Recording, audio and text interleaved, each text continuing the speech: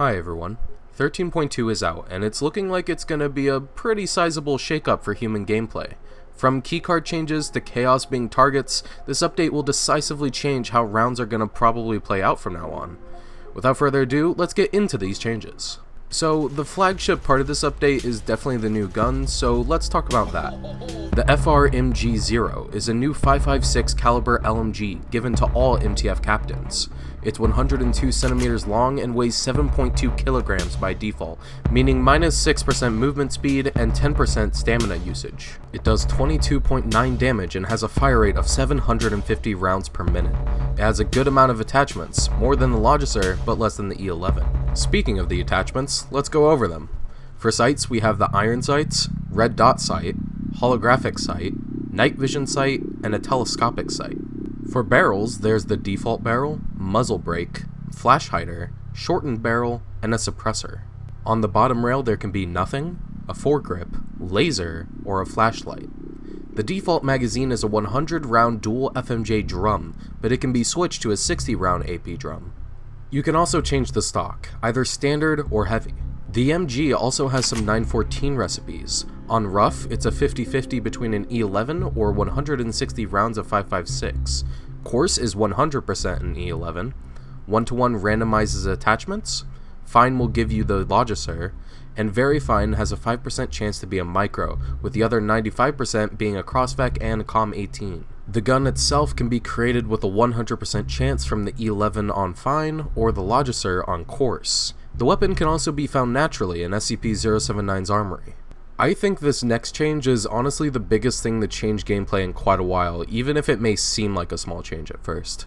In 13.2, 75% of a Chaos Insurgency wave will be counted towards the SCP target count, meaning that even if all the other classes are dead, SCPs and Chaos must fight until the SCPs are terminated or 75% of the Chaos are. Next up is the custom hotkey system.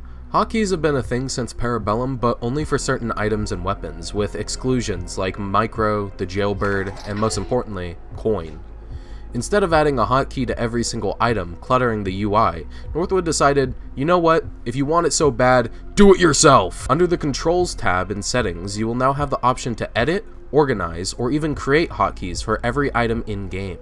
You have the option to name your hotkey, assign the hotkey, make the pop-up hidden, small, or normal size, sort your items in a queue either set by you or your inventory placement, or set the priority of your starting item based on different scenarios, like the best medical item at the time, the keycard with the most access for a specific door, skipping empty guns, and remembering what item was previously equipped to be first. Some keycards have gotten certain changes, and I'm very happy to say that finally, after 5 years, MTF privates can officially open gates with the card they spawn with.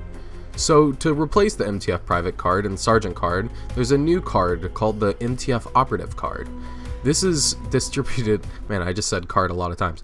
This is distributed to both privates and sergeants. Captains get to keep their unique card, however. I am sad to say though that an unfortunate sacrifice of this is that a keycard has been fully removed from the game, that being the Containment Engineer card. You've been an absolutely useless item, but you were my absolutely useless item. The good news is that the private card and the Containment Engineer card can still be accessed in the RA for plugin developers to use as they please. 939's gotten some rebounces to her abilities, admittedly making her a little weaker overall.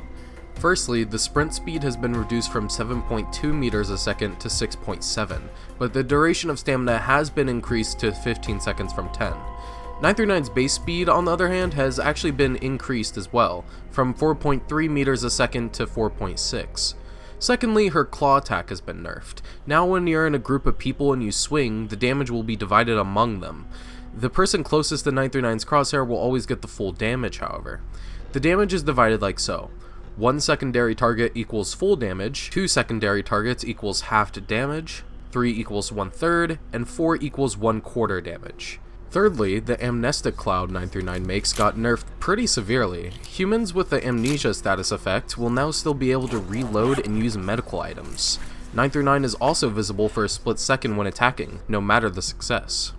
Also, the Amnesia status effect can now be completely negated with Invigorated, which you get from Rainbow Candy, Yellow Candy, or Adrenaline. 939's detection ability, Ultra Sensitive, has gotten some tweaks that actually make it quite a bit stronger. Players who are directly in 939's line of sight and making sound will now be visible without the sound blips getting in the way.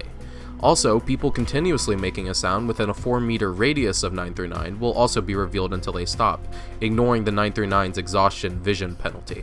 939 is also going to be considerably stronger on surface now.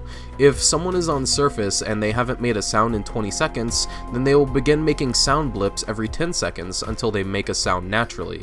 Once the alpha warhead goes off, however, all humans will be permanently revealed despite them making a sound or not. Hi, I somehow forgot to mention this in my original recording, but 939 also got a change to her focus. Now whenever she crouches down, she'll begin making a growling sound that can become more obvious over 10 seconds. This growling will regress over 5 seconds after leaving focus, and 939 can also hear her own growls. Finally, there's also been some other smaller changes. This includes 939 being able to steal voices from assisted kills as long as she damaged the person within 5 seconds of their death. 939 will receive an on-screen notification when she successfully steals a voice, and 939's interaction with SCP-268, the Hat, has been altered, with her no longer seeing the sound blips created by the wearer, but she can now also damage them if she knows where to swing. We also got some general minor fixes and additions, such as when nuke goes off, the respawn timer will be forced to 4 minutes. The concussed status effect will now decay when standing still. There is now visible light flashes to the first person and third person animations for weapons. 106's doors will now be able to be broken by grenades, and this one is my personal favorite. 079's generators in Nuke Room have been removed, instead opting to put one of them in the outside hallway. The E11's drum mag has been reduced from 60 to 65, and there's also been many other changes that will be listed on screen here. Well, that should about cover everything. Except for this thing. The A7 is created by putting the AK on course in 914, and by my tests has a 5 1/8 chance, or about 62.5% chance of dropping. It sadly cannot be customized, but it definitely pays in its, uniqueness. It does 26.2 damage, has 70% armor penetration, and has no penalty to movement or stamina, making it a pretty good choice to run and gun with against humans. Let's get into the other 914 recipes, however. On rough, there's around a 50% chance for it to become the COM-15, and the other 50% being 90 bullets of 7.62 ammo. On coarse, it will turn into the COM-18, on 1-1 it stays the same, on fine it will return to the normal AK, and on very fine it will turn into a revolver and a flashbang. This gun probably has even more wacky things about it that I haven't found out about yet, so go to 914 and give it a try. Alright, that does it for real this time. Thank you very much for sticking around. If you'd like to stick around for longer, be sure to subscribe. We're close to hitting 1,000 subscribers, and hitting that would be amazing for me. If this video was useful, be sure to give it a like as well. Helps a ton. I hope you all have a nice day.